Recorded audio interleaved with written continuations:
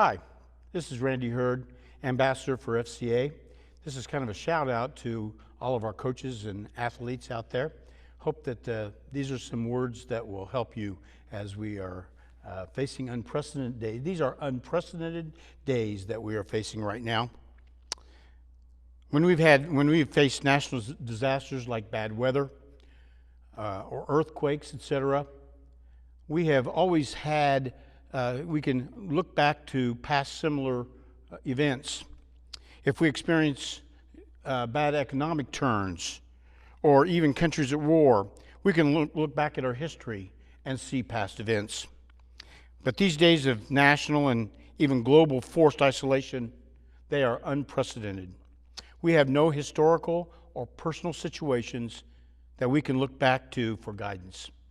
Because of this fact, we are facing unparalleled fear. There is fear that we might lose our job. There's fear that our local, state, national, even global economy could collapse. Fear that we might get sick and die. And there's fear that someone we know and love might get sick and die. There's fear that we will never see our pre-COVID-19 normal lives again. Fear. Well, let's get some biblical perspective. There's no precedent biblically for what a forced global isolation looks like. However, what did they actually face? Well, here are a couple bullet points for you to consider. They faced worldwide famine, communicable diseases such as leprosy that was every bit as devastating as COVID-19. Seemingly continual warfare of one kind or another. Forced captivity of a complete nation, moving entire peoples to another nation for 70 years. Forced slavery of an entire nation for 400 years. Cruelty such as national edicts to kill babies, throw people into blazing furnaces, stonings, and even death by public hanging on a cross. Maybe biblical people didn't face COVID-19, but they had plenty of other fears to face. But, ... I love that transition of but, ...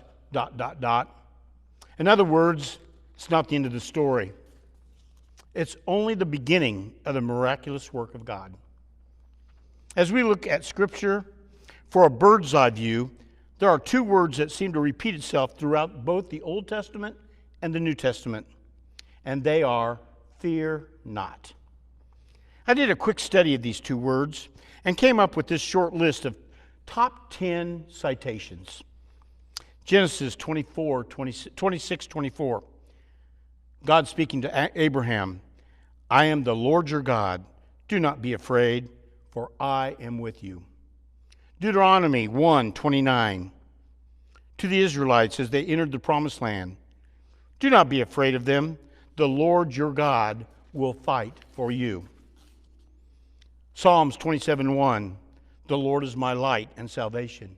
Whom shall I fear? Psalms 46:1. We will not fear, though the earth gives way and the mountains fall into the sea, though the waters roar and foam and the mountains quake with the surging. Isaiah 35:4. Say to those with fearful hearts, be strong, do not fear, your God will come. Isaiah 41:10. Do not fear, I am with you. Isaiah 43:1. Do not fear, I will be with you when you pass through the river. They will not sweep over you. When you walk through the fire, you will not be burned. The flames will not set you ablaze. Matthew 14:27. Jesus to the disciples, take courage, it is I. Do not be afraid. Mark 4:40. After calming the storm, Jesus said, why are you so afraid? Do you still have no faith? Luke 1:30. The angel to Mary, do not be afraid, Mary. You have found favor with God. Are these verses relevant to 2020? I believe they are. That God who said or inspired those words then is the same God who is in control today. My final point. Karen Peck is a gospel singer who recorded a song several years ago that has remained one of my favorites. The song is, "My God Will Always Be Enough." The chorus of this song goes like this: "My God will always be enough for the longings of my soul. He alone can fill my cup till my spirit overflows. From a well of living water, he renews me with his love. My God will always be enough." Those words are great, but it's the second verse that has been haunting me ever since this pandemic began. Here's the words of the second verse. "Tomorrow I could rise and find that everything has changed. This way of faith could take me to some unexpected place. But in all the twists and turns of life, I'm sure of this one thing. Where the road seems so uncertain, my God will go with me."